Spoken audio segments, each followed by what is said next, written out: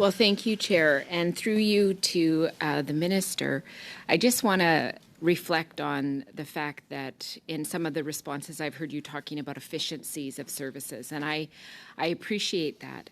But what concerns me about that is, to me, that is a departmental response trying to be ever more efficient. And I think the real human concern of many veterans is that maybe efficiency is impacting in a negative way the services that they require to have time and space. So again, I think a lot of the discussions I'm hearing from veterans is they want to see a department that's more veteran-centric. So I hope that that is work that you will endeavor to do. Now, I do want to touch on women veterans. As you know, the committee is finally studying women veterans. This is the first time it has ever been done in this place, which I think is quite astonishing. But we've heard from a lot of women veterans, especially older veterans, women veterans who enlisted prior to 2000, who do not have appropriate medical documentation.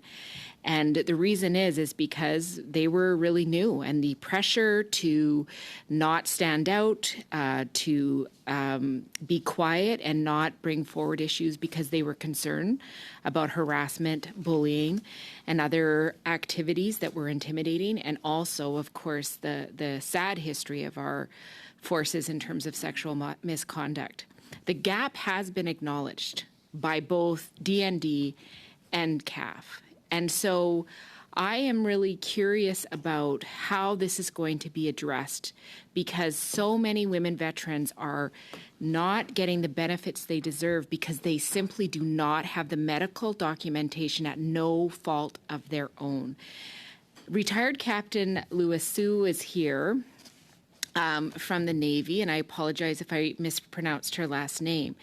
And one of her recommendations really stuck with me, which is to better support women by giving them the disability benefit claims and just do an automatic approval process because of the recognition by both DND and CAF.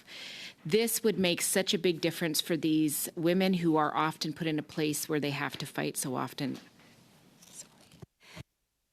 Thank you, Ms. Blaney. I just want to take 30 seconds, not even when you talk about, when I talked about efficiencies. I certainly don't want to sound like a bureaucrat, and no offense to my bureaucrats that are here with me today, but we really want to make sure that we can get the job done and to get services to veterans.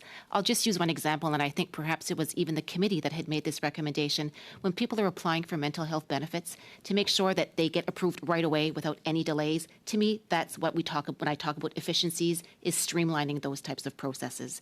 Coming back to your question with respect to women veterans. Sorry, Minister, because